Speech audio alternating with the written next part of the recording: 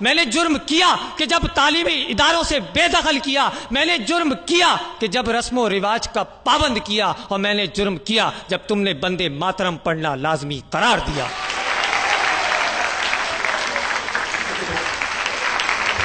ہاں جناب اسپیکر، ہم آزاد ہیں کیونکہ آج ایک آزاد مملکت میں ہیں، کیونکہ آج ہم آزادانہ طور پر اپنا حق رائے دہی استعمال کرتے ہیں۔ اور پھر یہ بات تو بابا قوم نے بھی فرما دی تھی کہ پاکستان کسی ملائیت کی جاگیر نہیں، اب یہاں پر ہر کوئی آزاد ہے۔ ہندو مندر میں جانے کے لیے آزاد ہے، عیسائی چرچ میں جانے کے لیے آزاد ہے، اور مسلمان مسجد میں جانے کے لیے آزاد ہے۔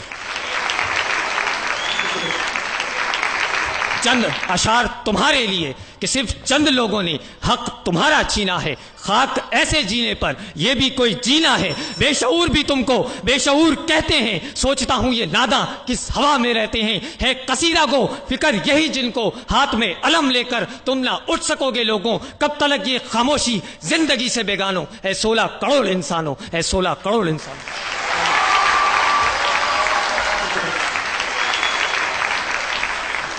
کراچی یونیورسٹی کے اسٹوڈنٹ سید بلال زہیب قرارداد کی حمایت میں اپنے دلائل دے رہے تھے۔ اس سے پہلے کہ میں نیکسٹ مقرر کو بلاؤں، ہمارے ساتھ اس وقت آرٹس کونسل گورننگ باڈی کے ایک اور ممبر اور ENT سرجن ڈاکٹر کیسر سجاد موجود ہیں۔ سر آپ سے ریکویسٹ کریں گے کہ اسٹیج پہ تشریف لائیں۔ اور اب ہم یہاں پر بلانا چاہیں گے اردو یونیورسٹی سے امرین تبسم۔ جناب صدر، میرے نزدیک یہ قرارداد محض جذباتیت پر منحصر ہے، تلخ حقائق سے چشم پوشی ہے اور اس خوش فہمی کا مظہر ہے، اور میری قوم کو اسی جذباتیت نے، جذباتی نعروں نے اس مقام پر پہنچا دیا ہے کہ آج پھر ہماری حکومتیں IMF اور ورلڈ بینک کے سامنے کشکول لیے کھڑی ہیں۔ یہ حقیقت ہے، اور حقیقت سے منہ موڑ کر جذباتی باتیں کرنا میرے مخالفین کا طور طریقہ ہو سکتا ہے، مگر میرا نہیں۔ یہ حقائق روز روشن کی طرح ہر باشعور، سمجھدار اور درد مند دل رکھنے والے پر آیا ہے کہ ملک کی معیشت آج کہاں کھڑی ہے۔ ایک طرف اقلیت کی عیاشیاں ہیں، دوسری طرف عوام کی خودکشیاں ہیں۔ مائیں اپنے حمل اور باپ اپنے ہاتھوں سے اپنی نسل ضائع کر رہے ہیں۔ جس باپ نے بھوک اور بے روزگاری کے ہاتھوں پاگل ہو کر اپنے ہی بچے دریائے راوی میں پھینک دیے، اس کے لیے گنگا، جمنا اور راوی میں کیا فرق ہوگا؟ لگاؤ، تم آزادی کے نعرے لگاؤ اور ان نعروں سے ہمیں بہلاؤ۔ میں اگر بھوک کی شدت کا گلا کرتا ہوں، تم عقیدوں کے غبارے مجھے لا دیتے ہو، میرے ملبوس کے پرہول شگافوں کے عوض کتنی تقدیس سے فرمانے حیا دیتے ہو۔ محترم صدر، ہم آزاد نہیں ہیں کہ میرے اس ملک میں ہماری کمزور معیشت کی وجہ سے عملی طور پر ہم امریکہ کے غلام ہیں۔ جذباتی باتیں کرنے والوں، کیا ہماری سرزمین پر ڈرون طیاروں کے حملے نہیں ہو رہے؟ صلاحیت رکھنے کے باوجود ہماری جرت نہیں، ہماری بھوک، ہماری غربت، ہماری کمزور معیشت ان طیاروں کو گرانے سے روکے ہوئے ہے۔ محترم صدر، یہ کس قسم کی آزادی کی بات کر رہے ہیں جہاں لوگ بھوکے، بے روزگار، بے آسرا اور بے اماں ہیں؟ نام رکھا ہے اسلامی جمہوریہ پاکستان، دین ہے اسلام، قومی اسمبلی کے باہر لکھا ہے کلمہ طیبہ اور میراثی فن کرتے ہیں مغربی جمہوریت کا۔ خبروں، رپورٹوں اور تبصروں کی بیساکھیوں پر چلنے والے یہ دانشور نہیں جانتے کہ جمہوریت کی اس چند گھروں تک محدود رکھیل اور داشتہ نے کتنے گھر اجاڑ دیے۔ محترم صدر، میں قائد ایوان کے سوال کے جواب میں سوال کرتی ہوں کہ کیا ہمیں پاکستان اسی لیے دیا گیا تھا کہ ہم یہ دیکھیں کہ لا قانونیت اور معاشرے کی جڑوں میں تیزاب کی طرح پھیلی ہوئی کرپشن اپنی آخری حدود سے بھی تجاوز کر چکی ہے، ڈینجر زون عبور کر چکی ہے، معمولی سے معمولی اور جائز کام کے لیے بھی دام درکار ہے۔ سماج ایک شفاف منڈی میں تبدیل ہو چکا ہے جہاں قدم قدم پر میرٹ مسلوب ہے، جہاں محکمہ تعلیم جہالت کی تھوک منڈی ہے، جہاں عدالتوں میں انصاف سلطہ ہے، جہاں قانون ساز قانون کی بوٹیاں نوچنے میں فخر محسوس کرتے ہیں، اور جہاں عوام اور اقتدار دو مختلف بلکہ متضاد قوتوں کا نام ہے۔ ملک کی آزادی پر بات کرنے سے پہلے ضروری ہے کہ اسے ملک بنایا جائے، اور اسے ملک بنانے کے لیے ضروری ہے کہ سب سے پہلے محدود اقلیت کے ہاتھوں سے اس کا ناجائز قبضہ چھڑوایا جائے اور اقتدار عوام کو واپس دلایا جائے۔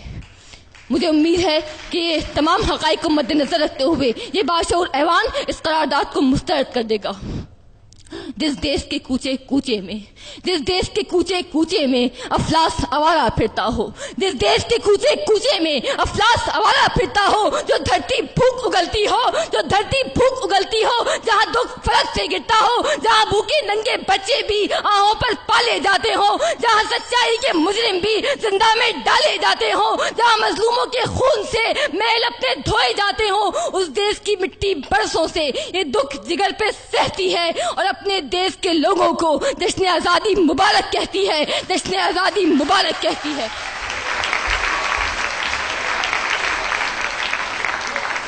फेडरल उर्दू यूनिवर्सिटी से थी अमरीन तबस्सुम और अब तशरीफ लाएंगी एक्सीलेंस गर्ल्स कॉलेज हैदराबाद से मारिया आमिर आलम।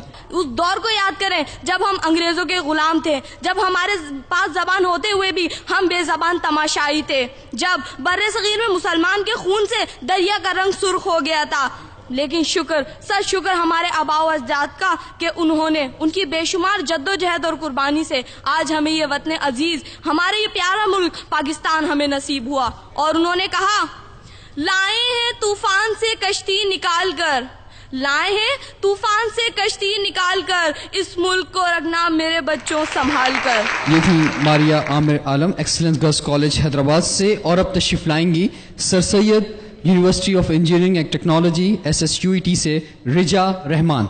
आज पौने 200 साल बाद ही सही, पर इस नाम निहाद आज़ादी के परचम तले हम एक मगलूब कौम हैं, बल्कि तहे दिल से मगलूब कौम हैं।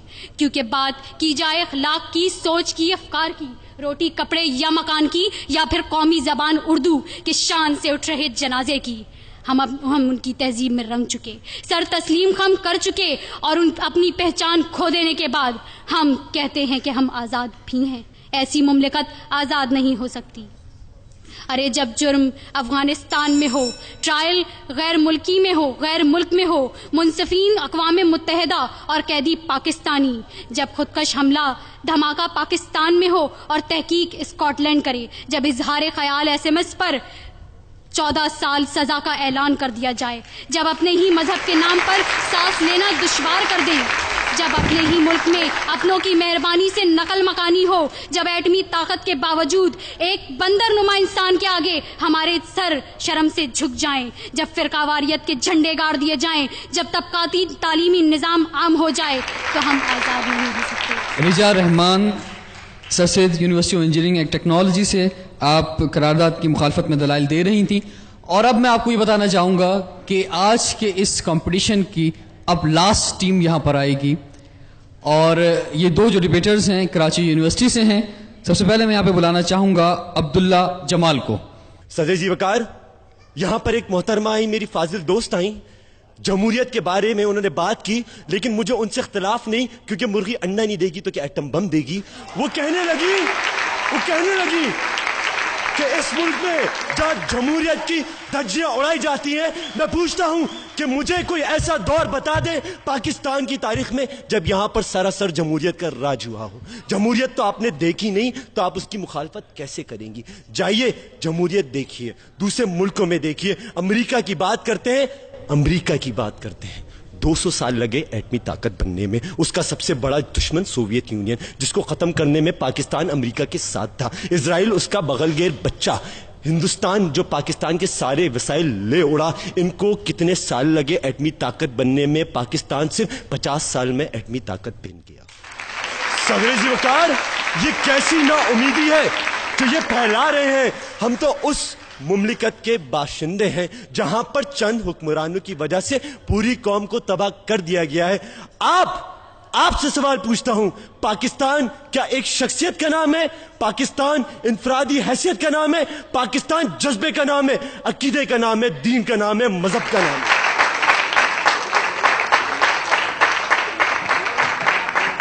कराची यूनिवर्सिटी से अब्दुल्ला जमाल करारदाद की मुवाफकत में दलाइल दे रहे थे। और अब आज के इस कंपटीशन के लास्ट मुकर्रर यहाँ पे तशरीफ लाएंगे कराची यूनिवर्सिटी से ही ताहिर हुसैन। हम आज़ाद हैं। जब इस सतर को मैंने सुना तो बेख्तियार हंस पड़ा, क्योंकि वो कौम कि जिसका बाल बाल कर्जों में जकड़ा हुआ है, वो कौम कि जिसका हर फर्द 24,000 का मकरूज है, वो कहती है हम आज़ाद हैं। موافقت میں آئے ہوئے بہت سے مقررین نے کہا، اور اس کے علاوہ باہر بھی میں بہت دفعہ سن چکا ہوں کہ میڈیا آزاد ہے. جی ہاں جناب، یہ میڈیا بہت آزاد ہے، کیونکہ یہ میڈیا کراچی میں ہونے والے 44 قتل کو 46 مہینوں تک بین کرتا ہے